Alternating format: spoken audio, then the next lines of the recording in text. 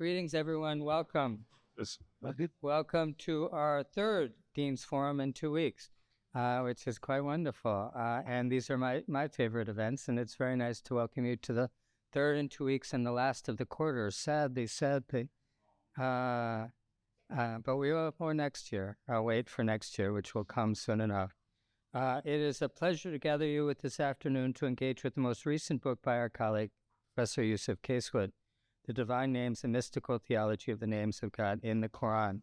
This is part of this wonderful series, The Library of Arabic Literature, with facing page editions and translations, and with Yousef's extensive introduction to the work. A work by Tilimsani, a 13th century mystic and theologian. It is quite fantastic, as we will hear.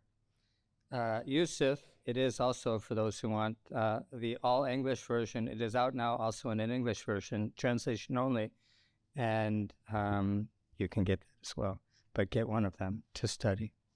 Yousef, Associate Professor of Quranic Studies here at the University of Chicago Divinity School, brings to this project a rare combination of philological rigor and deep familiarity with the inner dimensions of Islamic spirituality. His work offers a fresh perspective on the 99 names of God. Tilimsani's work, of course, and Yousef's too, works a fresh perspective on this tradition, not only as scriptural motifs, but as living signs within the mystical tradition. We're also delighted to be joined by Dr. Nariman Aavani, postdoctoral scholar in Islamic studies, who taught here, of course, last year and this year, whose scholarship similarly bridges the philosophical and theological dimensions of the Islamic intellectual tradition and also the Indian, and he works on cross-fertilization in Persian traditions across tradition. I look forward to the conversation between these two scholars and to the questions and insights that will no doubt emerge from all of you here today. So please join me in welcoming Yousef, Professor Casewit, Nariman, Dr. Aavani, to get things started. Yousef will say a few words about the book. Nariman will provide a response, and then Yousef, as always, will respond to the response before we open up the questions. Welcome.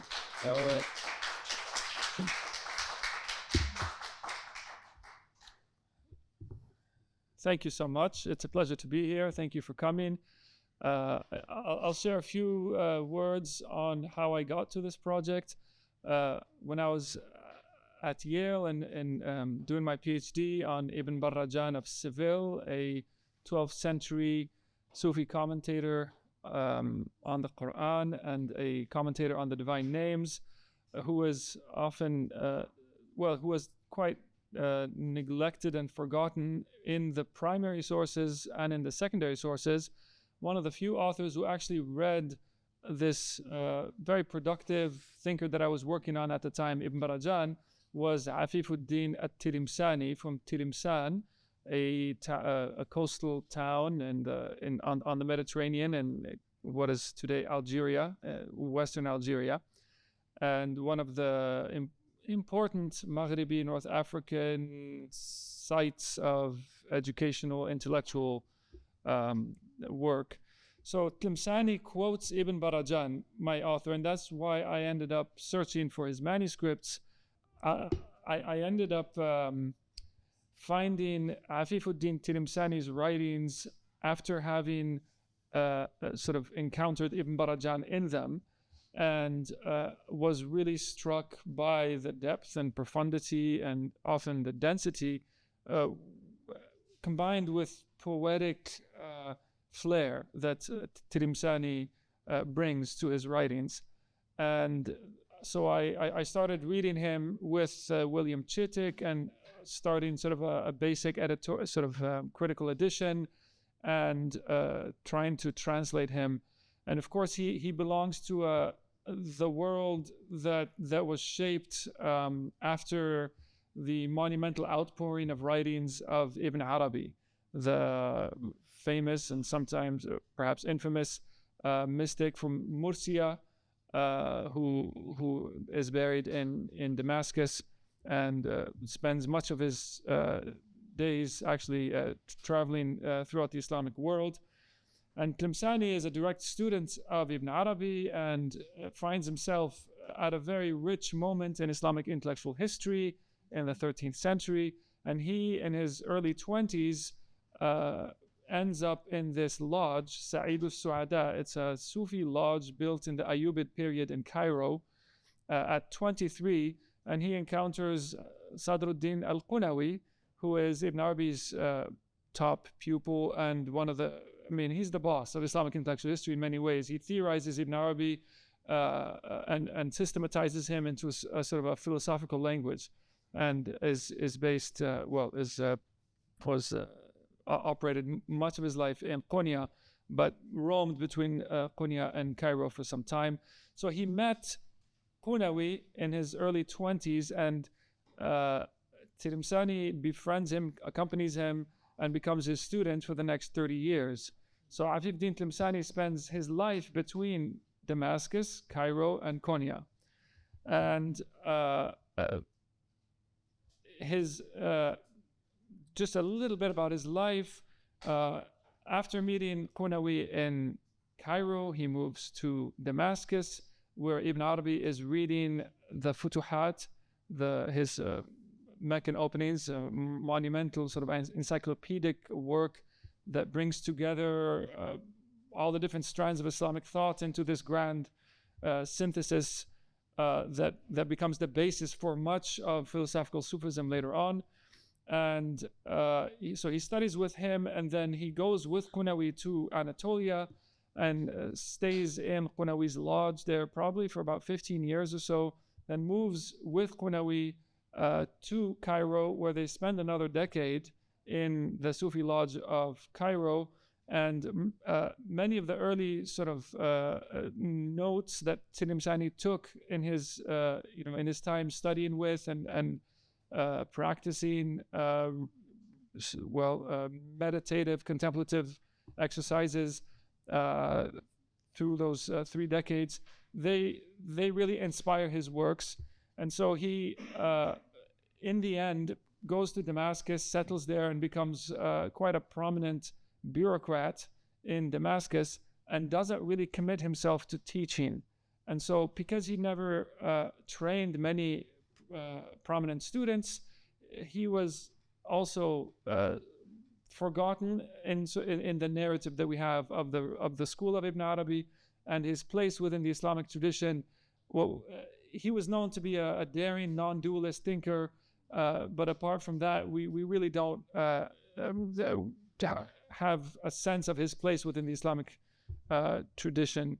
So the commentary on the divine names that he authors, Ma'ani al-Asma al-Ilahiyya, the meanings of the divine names, builds upon commentaries by earlier lexicographers, people who compiled dictionaries, late Asharite theologians who are thinking within a framework of divine will, and Sufi ethicists who are trying to bring theological teachings of the mainstream Asharite Sunni tradition to bear upon ethical behavior.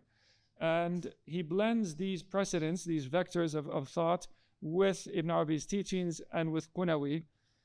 And so what you have is a shift in sort of Muslim thinking about the divine names that takes place with Ibn Arabi and his direct students, that then I would argue transforms the divine names into relationships between God and creation. So it's how to think about God's relationship to creation in ontological terms and not through some kind of divine command theory. I'll give you one example just to kind of warm us up here.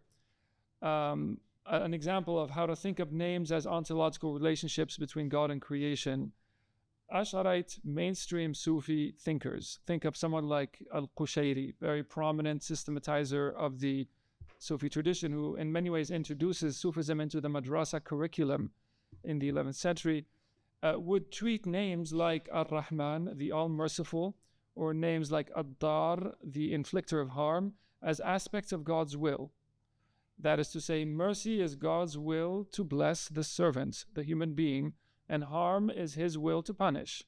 So the Asharite Sufi thinkers would define mercy in these terms in order to avoid any implications of anthropopathism that might be entailed in divine mercy, the idea that God has imperfect human emotions such as hurt and relief. He has mercy in a kind of human sense. If you posit that, then you're stuck with a theological problem of God feeling relief or hurt. And so in order to avoid ascribing imperfect human emotions and psychological states on God, the Asharite Sufis would say mercy, which we all have a sense of what it is actually God's will to bless. In contrast, someone like Tilimsani would understand divine mercy and sheer existence or being, wujud, to be synonymous. So instead of conceiving of mercy as God's will to bless, Tilimsani would prioritize the human subjective response to God's singular reality as determining the encounter between God and the human being. And so the experience of bliss is the capacity or the preparedness of the servant for the encounter with God's reality. And the display of disagreeability, munafara, would be what we would call the divine name, the inflictor of harm. So then you have a transformation in the relationship between God and creation because it's framed ontologically, and it places the subject's preparedness for or lack thereof for the divine encounter at the center of the relationship, thereby solving some of the theological conundrums that the Asharites spend a lot of time trying to resolve, but also creating others. So polemics around hard non-dualist, wahdat al-wujud, sort of oneness of being, and are you equating this world with God? You're saying they're the same, and so on. They come out of this framing of the relationship between God and creation. And you'll see consistency in metaphysical terms in this school with some variation. Tilimsani has his own, of course, his own take on things, which is one of the exciting aspects of this school, is that especially Tilimsani, very much is a critical thinker and engager with his revered thinkers. One basic tenet that I think is important to keep in mind to begin thinking with Tilimsani is the concept of the breath of the All-Merciful. Just 1 minute, and I'm turning the floor to Nariman. So this is a metaphysical concept developed prominently by Ibn Arabi and elaborated upon by his followers, and it's central to understanding cosmology, divine mercy, the emergence of the world from God. The breath of the All-Merciful, Nafasul Rahman, is this primordial creative exhalation by which God brings the cosmos into being. It's not a literal breath, but a symbolic expression of how divine mercy manifests existence itself. It's sort of an ontological overflow. And just as breath from within fills space and enables us to articulate things and amorphous meanings into existence, the All-Merciful breath emanates, you could say, or outpours from the divine essence, giving rise to all beings. And so immutable archetypes of God's knowledge of things before he says be to them are activated within this breath of the All-Merciful through the divine names, and the names thus become relational principles through which God relates to the world, and you have a language to talk about them. God, quote unquote, breathes, articulates all things into being, and we can understand our relationship or his relationship to this world through this ontological sort of framing of the names. I think that's a good place to turn the table now to Nariman.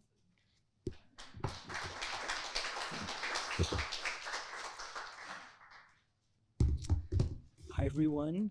Thank you, Dean Robinson, for the introduction, and all of you for being here today. My remarks today will focus on 4 aspects of Tilimsani's work and translation, beginning with the translation itself and then the broader context in which the text is situated. So for those who are familiar with the thought of Ibn Arabi, it is really clear that translating texts of philosophical Sufism is not an easy matter. And particularly, the intricate imageries that they use and the multifaceted aspects of the language they use, it really makes it very difficult to render these texts into idiomatic English. And often what happens is that, these texts, instead of being, this translation, instead of being independent works, they very much rely on the original Arabic. They function as a pathway through which you can turn back to the original Arabic. And one of the greatest achievements of Yousef in this translation is that he has actually given us a text that stands on its own. And it's not merely depending on the original. And also in doing so, he does not sacrifice the philosophical precision with which these thinkers think through these concepts. Just to give you one example, the word ayn in Arabic, it has a lot of different meanings, a wide range of meanings. It could mean at once the eye, it could mean the spring of water, it could mean the essence, and it, in different contexts, different variations, it could mean eyewitnessing or determination. So you can see a wide range of meanings. And it's really difficult, to capture these meanings all at once.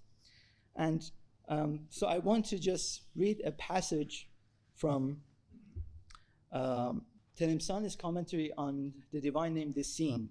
This is Yousef's translation. He perceived things not on the basis of speech, although speech is counted as a type of truth, but on the basis of the property itself, Ainul Hukm. And this is eyewitnessing, ayan. His perception is neither by way of reflective thought, nor delusion, nor imagination, all of which are products of the mind. It is essential knowledge in which the objects of knowledge are not determined, again, tata'ayyanu, another form, as distinct cognitive forms. As you can see in just like 3 lines, different forms of this word, the forms are used. And it is really not very easy to capture all of them in idiomatic English. And I think Yousef should really be commended for this great achievement. My second point pertains to the place of Talimsani within the context of post-classical Islamic philosophy. And of course, this is a broad topic, but I would like to limit myself to a particular thorny issue, the question of God's knowledge of particulars. And this is a theme that has animated centuries of debates in Islamic philosophy and theology. Let me begin by just recalling Ibn Sina's formulation. So Ibn Sina, this great Islamic philosopher, in his book Ash-Shifa, he argues that God knows particular things in a universal way. And his worry was very simple. He thinks that particular things in the external world are always changing.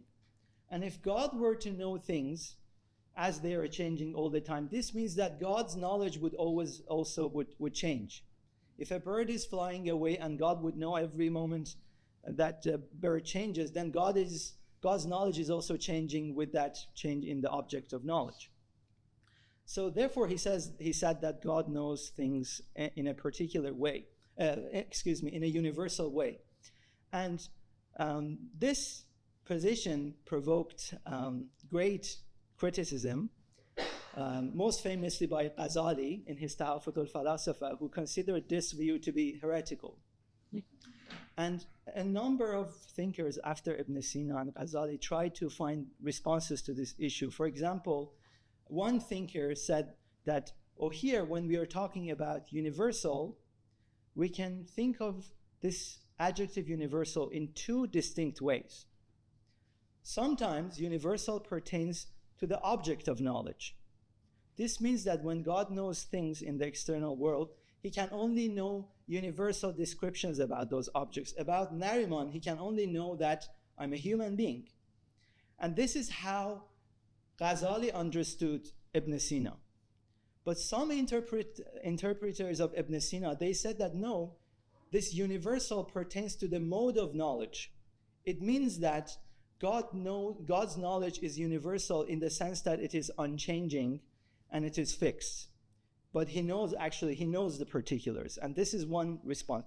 But now, in this work, Telemsani offers his own solution, which I find to be very interesting. He offers his solution in his commentary, on the name the knowing, al-alim.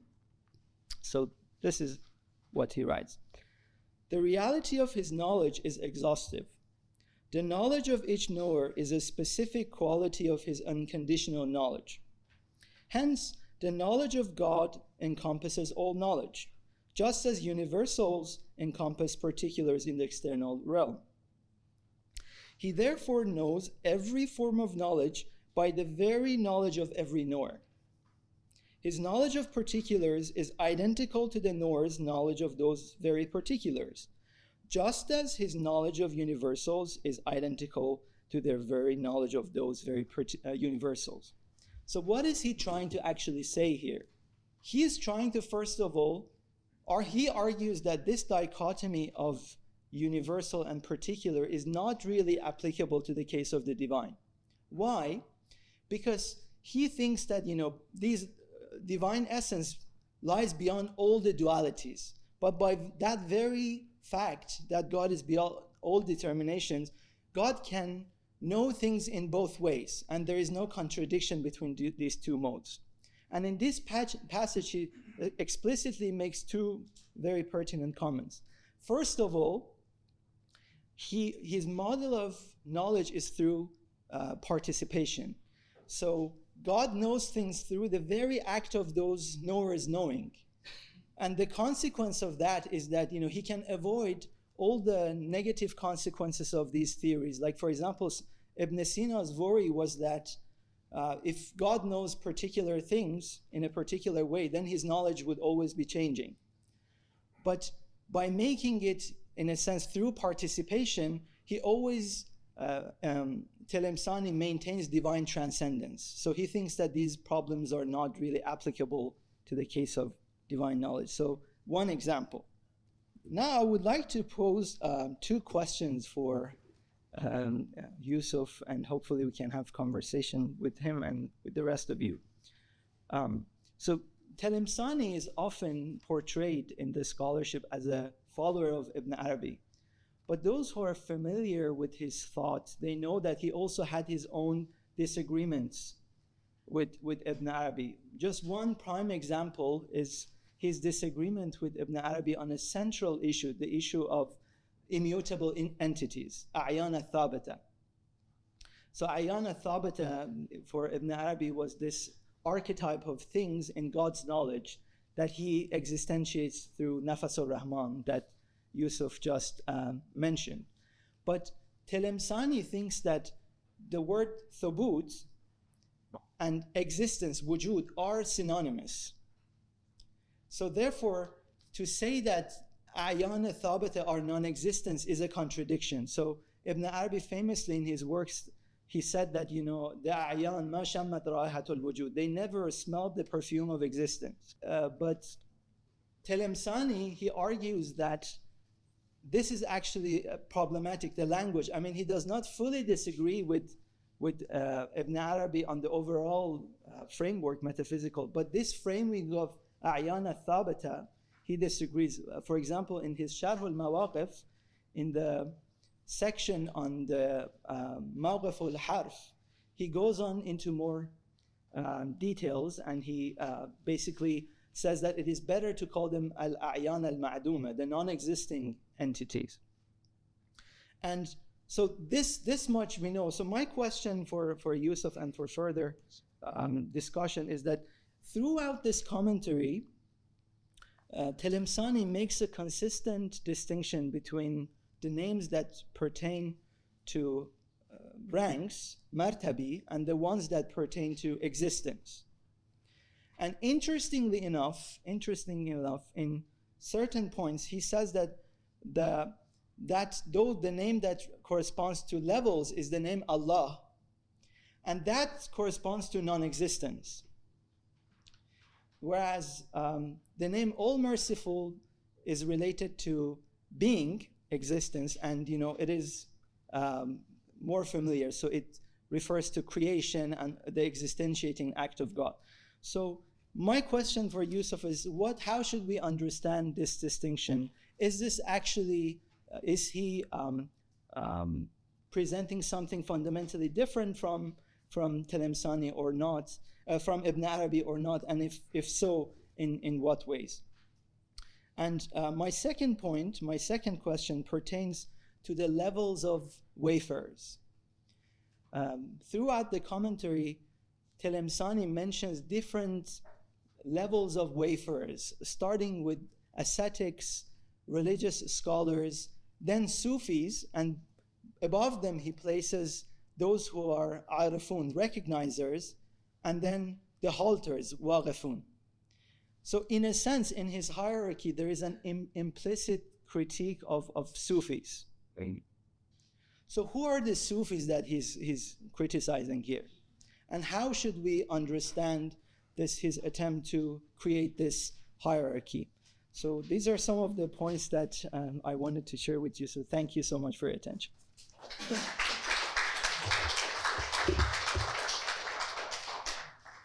Thank you, first of all, for your comments. So you have two questions. The first pertains to the difference between the names of rank versus the names of existence. And the second pertains to the levels of the wayfarers or the levels of spiritual travelers.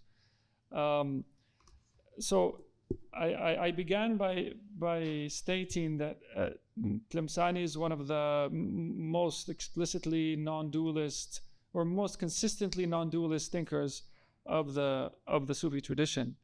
And in a sense, the greatest mystery for him is not the divine reality, but other than God, the realm of other than God. And so he posits that the divine essence is, of course, all-encompassing and forever hallowed and yet forever present and so on, and cannot be conditioned in any way. But the first conditioning that one can impose upon or stipulate with regard to God would be the Quranic verse, call upon Allah or call upon Ar-Rahman, the All-Merciful. Whichever you call upon, to him belong the most beautiful names. So Quranically, he places Allah and Ar-Rahman as the root names under which all the names are gathered. So all the names like let's say the just or the giver of bliss or the deliverer, they all trace back to one of these two names. The names under, quote unquote, that are subsumed by or encompassed within the name Allah would be names pertaining to transcendence, otherness, sheer reality, exclusive reality of God. And then the names pertaining to existentiation, ontological overflow, mercy, and so on would go under, quote unquote, would be subsumed under the name Ar-Rahman, the All-Merciful. So the All-Merciful gives, the All-Merciful emanates, and Allah strips and deprives. And so the gathering of all the names under these two root names is what gives rise to the cascade of cosmic existence where you have multiple levels. Because Ar-Rahman, the All-Merciful, gives, and then Allah comes and strips, you could say, or proclaims that, all things perish but his face. And so when you speak of hierarchies in existence, you're speaking of maratib or ranks, you're speaking of the confluence or the interpenetration of the names Ar-Rahman and Allah. And this is a unique framing within the Ibn Arabi tradition as a whole, and he has his own terms. Now, what makes him particularly unique is, in addition to what I've stated about these two root names, Allah and Ar-Rahman, existentiation and sheer transcendence coming together, immanence and transcendence, is that he considers every name to be contained within every name. And so you can posit from a certain perspective that, let's say, the name the bestower is clearly a name of existence. It's giving. But there's also bestowal that's deprivation. And so in a certain respect, bestowal can be deprivation, and it can be giving. An example would be to treat your children and to raise them and to nurture them is to give and bestow upon them what you have. But to overdo it or to spoil them is to turn that act of bestowal into a destructive sort of force. If I were to just keep rambling on and on and on, the name, the bestower would go from being a name of giving to a name of taking, or a name of keeping the cookie in the oven for just the right amount of time. That's bestowal, but keeping it in for too long begins to burn it, right? And so you see how one name can be subsumed under names of rank or names of existence. And so the dynamic between the two, the entire commentary really is to help you see how the names interact in the cosmos. It's the experience of steeping oneself in Tlimsani is like putting on these glasses that keep refracting different colors and lights before your field of vision, so that you start seeing things as disclosures or traces of the divine names. I think that's for the first one. In terms of the levels of wayfaring, should we just take a little breath and take that in for a second?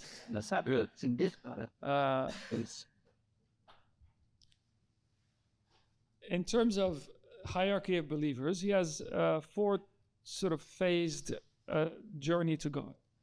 You have the journey to, in, from, and back to God.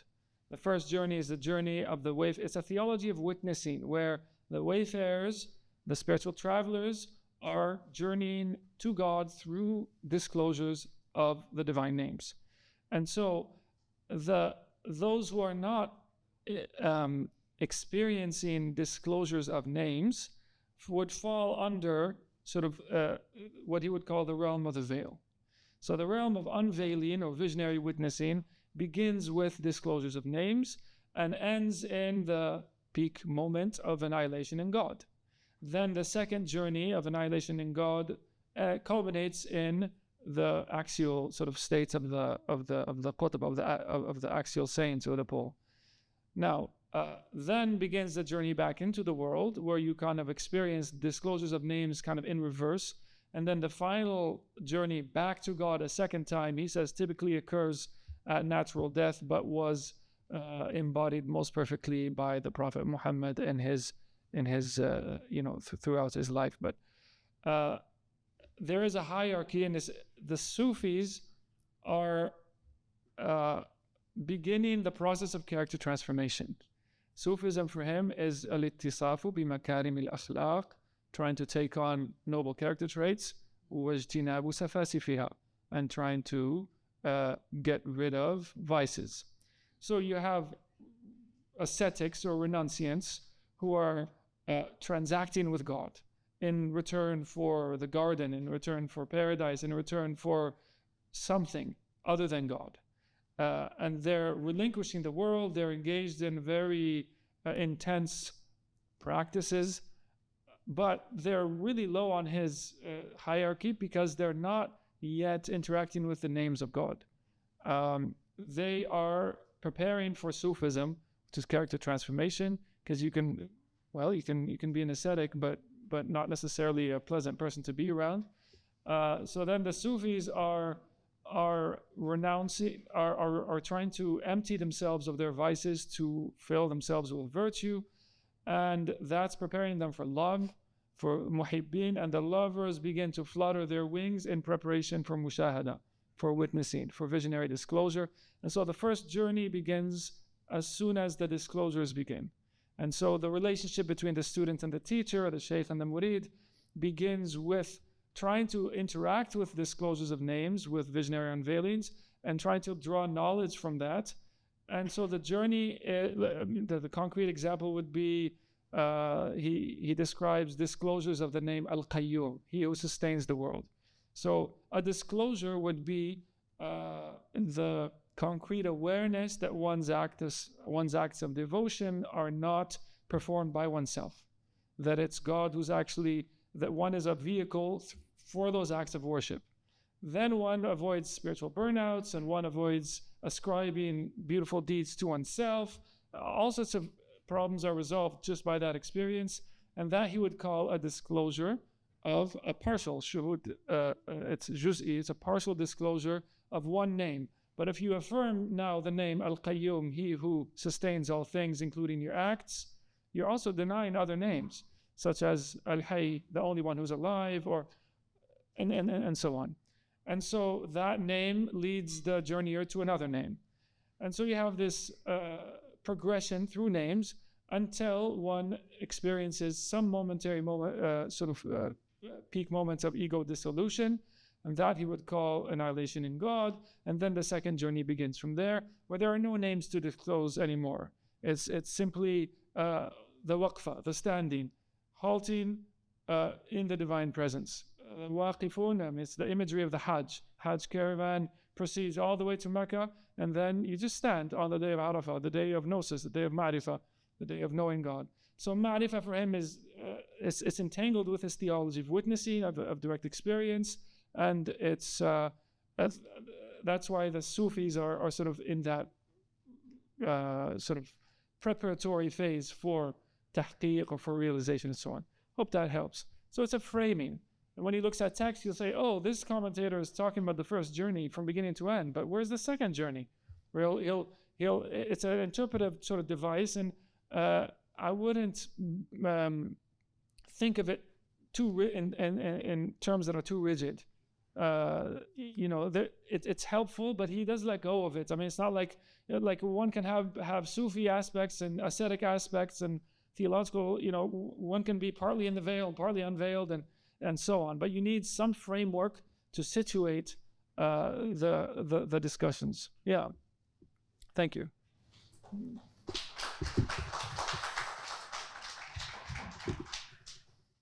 I use just participation just to explain the process of determination. So for Tilimsani, knowledge belongs only to God. And so particular things know things through having a determined form of that particular knowledge. But as they borrow that sort of determined form of knowledge from God, and they experience their particular knowledge, God also participates in that process insofar as that knowledge is his knowledge. So he doesn't actually use the term ishtirak or anything like that. I use the term just to ta'ayyun, determination. Yes.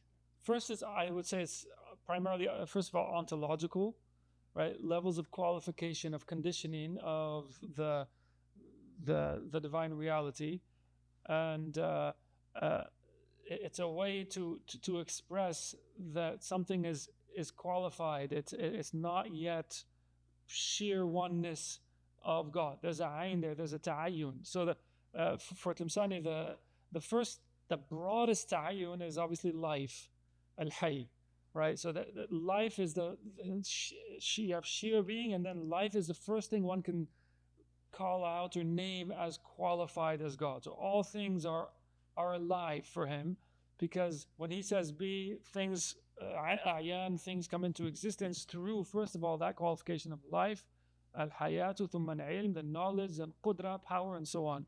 And so he believes in the cosmos is alive and has life at its own level, and everything has knowledge at its own level. Like knowledge, water knows how to flow downhill, rocks know how to be rocks. That's their mode of knowing. And it's because the ta'ayyunat, like these identifications or these determinations or distinctions of the divine reality as reified things, are the vessels through which things come into existence, right? Yeah. The names themselves are ayan, like the way we say Allah, you've already kind of qualified. So you're saying he exclusive to claiming divinity. And we say Ar-Rahman, he was all merciful. It's already a way of conditioning, qualifying the essence, the bearer of the names, Datul Asma, that which bears or holds or carries the names. So thank you so much. Amazing question. So this knowledge of universal and particular, of course, is also debated, within the context of the commentary traditions on the Quran. One of the names of God in the Quran is Al-Khabir. And for some commentators, they make a distinction between the knower, Al-Alim, and Al-Khabir, which really, some at least commentators, they argue that it is knowledge through causes. It happens in time, whereas Alim happens, is a form of knowledge that happens, in a sense, beyond time. Particular time. I mean, they also have a hierarchy of, temporality. God, first of all, his time for him is eternity, but then we have time in the ordinary sense that we understand. We have before and after, and a lot of times they think that the problem happens when we try to apply the same conceptual framework to the realm of eternity. But definitely they had this distinction between this universal form of knowledge and the particular one rooted in the Quran. So I would just add that in terms of God's creative agency, you also have this dichotomy for framing things within the divine names, the dichotomy between Al-Khaliq, the creator, and then Al-Khallaq, the ever-creator. So the one who continuously creates, and then the one who is this creator as such. And I mean, it veers into this theological understanding of God continuously creating things in an sort of almost occasionalist way, where God says, be to the world continuously, and things keep coming into being. And so we experience this continuity at the level of time, but that's because God is Al-Khallaq, the one who continuously creates. But I'm struggling to relate it to this the human side of your question. There's an elaborate discussion of the cosmic role of the perfect human being, Al-Insan Al-Kalim, Al-Kamil, as being cosmogonic, the funnel through which the names of God are so they effuse into existence. The image of God, I mean, God creates Adam in his image. That's Islamic scripture shares that with the biblical tradition, and you have here in this tradition, it's understood the image of God are the 7 essential attributes: life, knowledge, power, hearing, seeing, speech, and will. And so it's in the human being that these essential attributes of God are most perfectly reflected. And it's because of the human being and God's desire to be known by the human being that God creates the world. And the summit of what it means to be human is to be a complete human being, insanun kamil. And thus the human being has a sort of a cosmic role to play in enabling, or like in channeling the divine names. yes, I mean, I would just add that even like later on, the philosophers who accepted the Aristotelian tradition, they have the 10 intellects, and the 10 intellect was Gabriel called the bestower of the forms. And this 17th century philosopher Mullah Sadra, in his writing, he says that in the beginning, in order to know some things, you need to connect to the active intellect, to Gabriel. But once you reach the state of realizing the truth of all the divine names, then you also become creator. You don't need to connect to any higher reality. You become your own. You can create spiritual realities in the world and to sort of create even miracles. So that's interesting. My hunch is that his notion of the third journey as the return into the world Yeah. motivated him to bring his sort of practice in isolation in Qur'anic. He was known to have taken 40-day retreats. It's a kind of a record setter for spiritual practices. And yes, the biographers say that, the numbers don't quite work out. It's a little bit of an exaggeration, but the point is he spent a lot of time in the mountains of Anatolia roaming, and then coming back to his Sheikh Qunawi and explaining to him what he's experiencing and receiving comments and sort of going back and forth. And so for the third journey is to know God by coming back into the world and building things, and it's to be a deen. And one cannot complete one's journey to God without knowing Him in creation and in community. But to do that before spiritual realization would lead to, activism, burnout, and bitterness, and this and that. So that's my hunch, that he really just wanted to complete his journey, and some opportunity afforded itself, an opening afforded itself to him in Damascus. And he went there, sort of became like a quasi-minister, sort of minister of finance of all things figure. So it's really like the summit and peak of what it means to come back and engage in the world. But because of that, he didn't train many students, and he didn't have prominent thinkers to comment upon his writings. And so although he was an early comer and a top pupil of Qunawi and so on, he was rather forgotten in the tradition. And those who went on to train others, and probably Tlemceni might say, at the risk of their third journey, became better known in the tradition. But yeah, I would say, you really hit the mark there. Teaching for sure is considered one of the most important ways for returning to the world and guiding others to the divine names. And Tlemceni is very clear that to be able to guide others, one has to be on the third journey. But that most Sufis of his day were lovers, and love is always exclusive.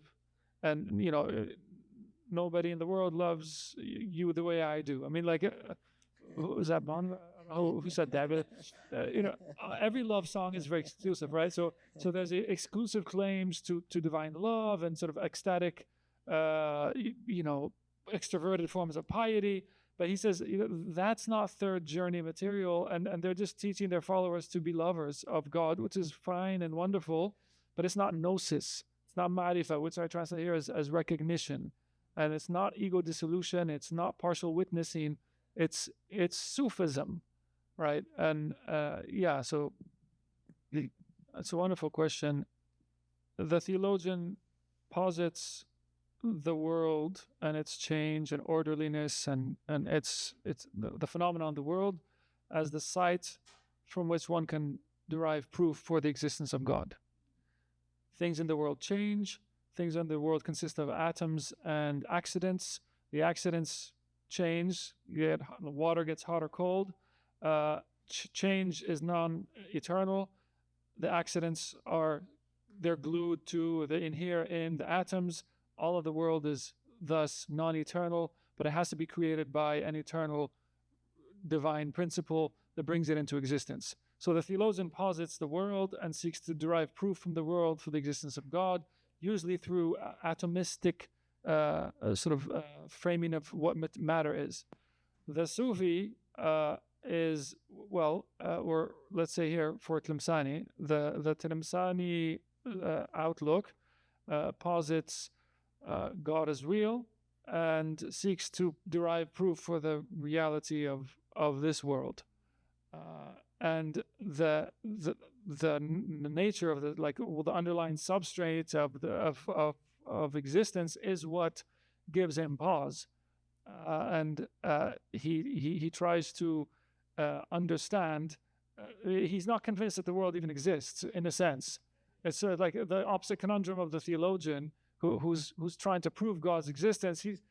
And I think he settles. If you press them, he say, no, it doesn't exist.